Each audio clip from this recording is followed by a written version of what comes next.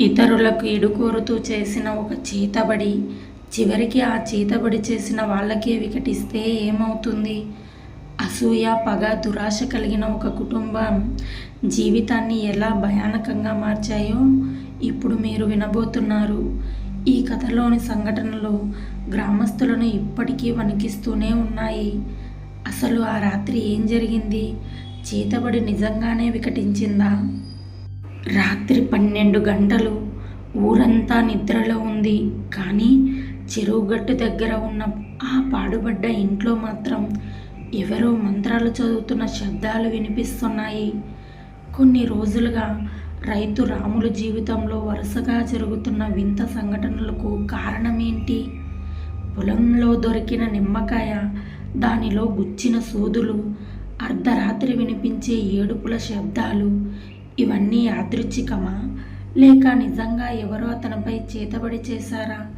ఆ రాత్రి రాములు చూసిన భయంకరమైన దృశ్యం ఏమిటి? తెలుసుకోవాలంటే ఈ కథను చివరి వరకు తప్పకుండా వినండి. కొన్ని రహస్యాలు వెలుగులోకి వస్తే జీవితమే మారిపోతుంది. ఫ్రెండ్స్, మీలో ఎవరైనా మన ఛానల్ని ఫస్ట్ టైం విజిట్ చేస్తున్నట్లయితే కనుక ప్లీజ్ సబ్స్క్రైబ్ చేసుకోండి. ఇది దాదాపు 20 ఏళ్ల క్రితం జరిగిన సంఘటన అని ఊళ్ళో అంతా చెప్పుకుంటూ ఉంటారు. తెలంగాణలోని ఒక చిన్న గ్రామం. ఆ ఊరి చివర పెద్ద చెరువు ఉండేది. చెరువు గట్టు దగ్గర ఒక పాడుబడ్డ ఇల్లు ఉండేది. ఆ ఇంట్లో ఎవ్వరూ ఉండేవాళ్ళు కాదు. కానీ రాత్రిళ్ళ సమయంలో అక్కడ దీపాలు కనిపిస్తాయని, విచిత్రమైన శబ్దాలు వినిపిస్తాయని ఊళ్ళో వాళ్ళు చెప్పుకునేవాళ్ళు. ఆ ఊరిలో రాములు అనే రైతు ఉండేవాడు.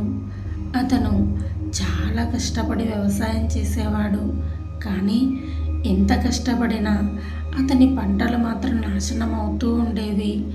పశువులు కూడా ఒక్కొక్కటిగా చనిపోతూ ఉండేవి. ఏమయ్యా రాములు, మీ ఇంటికి ఏదో దోషం పట్టినట్టుంది, ఒకసారి వెళ్ళి చూయించుకోరాదు అని ఒకరోజు పొరుగింటి వెంకటమ్మ అంది. మొదట్లో రాములు నమ్మలేదు. కానీ పరిస్థితి రోజు రోజుకు దారుణంగా మారింది. అలా ఒకరోజు తెల్లవారుజామున అతని పొలంలో ఒక వింత వస్తువు కనిపించింది. నిమ్మకాయ, దానిలో గుచ్చిన సూదులు, చుట్టూ ఎర్రటి కుంకుమ. అది చూసిన రాములు గుండె ఒక్కసారిగా ఆగినంత పనైపోయింది. ఇక రాములు ఇది ఎవరు పెట్టి ఉంటారు, ఇది ఎవరి పని అయి ఉంటుంది అని ఆలోచిస్తూ ఆ వస్తువుని ఇంటికి తీసుకెళ్తాడు. ఇక సరిగ్గా ఆ రాత్రి నుంచే వింతలు మొదలయ్యాయి. అర్ధరాత్రి సమయంలో ఇంటి వెనక నుండి ఎవరో గట్టిగా ఏడుస్తున్న శబ్దం వినిపించింది. రాములు బయటకు వచ్చి చూశాడు. కానీ అక్కడ ఎవ్వరూ లేరు. మళ్ళీ తిరిగి ఇంట్లోకి వచ్చాడు. మళ్ళీ అదే శబ్దం. ఈసారి మరింత దగ్గరగా వినిపించింది. ఈసారి భార్య లక్ష్మి కూడా చాలా భయపడిపోయింది. నాకేదో భయంగా ఉందండి అంది. అలా కొన్ని రోజులు గడిచాయి. ఇక ఒక రాత్రి రాములు నిద్రలో ఉండగా ఎవరో తన ఛాతీ మీద కూర్చున్నట్టుగా అనిపించింది రాములకి. ఇక రాములు కళ్ళు తెరవాలని ప్రయత్నించాడు. కానీ శరీరం కదలట్లేదు. గది మూలల్లో ఒక నల్లటి ఆకారం కనిపించింది. పొడవాటి జుట్టు, ఎర్రగా మెరిసే కళ్ళు. అది నెమ్మదిగా రాములు వైపే వస్తోంది. రాములు గట్టిగా అరవాలని ప్రయత్నించాడు. కానీ గొంతులో మాట రావట్లేదు. కొద్దిసేపటి తర్వాత ఆ ఆకారం మాయమైపోయింది. ఇక ఉదయం లేచిన తర్వాత కూడా అతని ఒళ్ళంతా చెమటలతో తడిసిపోయి ఉంది. ఇక భయంతో అదే ఊర్లో ఉన్న ఒక ముసలాయన దగ్గరకు వెళ్ళాడు రాముడు.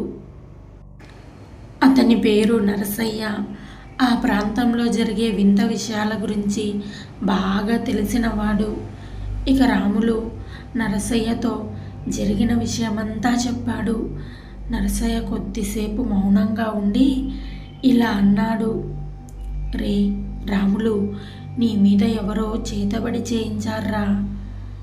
ఇక ఆ మాటలు విన్న రాములు ఒక్కసారిగా ఉలిక్కిపడ్డాడు. ఎవరు చేస్తారు నాకిలా అని అడిగాడు. అవన్నీ ఇప్పుడే చెప్పలేను, కానీ ఈ రాత్రి చెరువు గట్టు దగ్గరికి రా, అక్కడ వెళ్దాం అన్నాడు. ఇక అదే రోజు రాత్రి ఇద్దరూ టార్చ్ లైట్లు తీసుకొని చెరువు గట్టు వైపు బయలుదేరారు. సరిగ్గా రాత్రి 12 గంటల సమయం అది. చుట్టూ నిశ్శబ్దం, గాలి కూడా భయపెట్టేలా వీస్తుంది. ఇక నరసయ్య రాములు ఇద్దరూ కలిసి ఆ పాడుబడ్డ ఇంటి దగ్గరికి చేరుకోగానే లోపల నుండి మంత్రాలు చదువుతున్న శబ్దం వినిపించింది. ఇక ఇద్దరూ నెమ్మదిగా కిటికీ దగ్గరకు వెళ్ళి లోపలగా చూశారు. అక్కడ ఒక మహిళ నల్లటి చీర కట్టుకొని నేలపైన గీసిన వృత్తం మధ్యలో కూర్చుంది. ఆమె ముందు బొమ్మలు, నిమ్మకాయలు, ఎమకల్లా కనిపించే వస్తువులు, వాటి మీద కుంకుమ చల్లబడి ఉంది. ఇక అకస్మాత్తుగా ఆమె కళ్ళు కిటికీ వైపు తిరిగాయి. నరసయ్య వెంటనే రాముల్ని బయటకు లాగి ఇక అక్కడి నుండి తీసుకెళ్ళాడు. పద, మనల్ని చూసేసింది, ఇక్కడి నుండి త్వరగా వెళ్ళాలి, పద అంటూ రాముల్ని అక్కడి నుండి లాక్కెళ్ళాడు. ఇక ఇద్దరూ పరిగెట్టుకుంటూ అక్కడి నుంచి వెళ్ళిపోయారు. ఇక మరుసటి రోజు నరసయ్య గ్రామ పెద్దలతో కలిసి తెల్లవారగానే ఆ ఇంటి వైపు వెళ్ళాడు. కానీ అక్కడ ఎవ్వరూ లేరు. అన్ని వస్తువులు అలాగే ఉన్నాయి. ఇంకా గ్రామస్తులు ఆ వస్తువులన్నింటినీ తీసి ఒక్కొక్కటిగా కాల్చేశారు. ఆ తర్వాత ఆశ్చర్యకరంగా రాముల ఇంట్లో జరిగే వింతలు తగ్గిపోయాయి. పంటలు బాగా పండసాగాయి.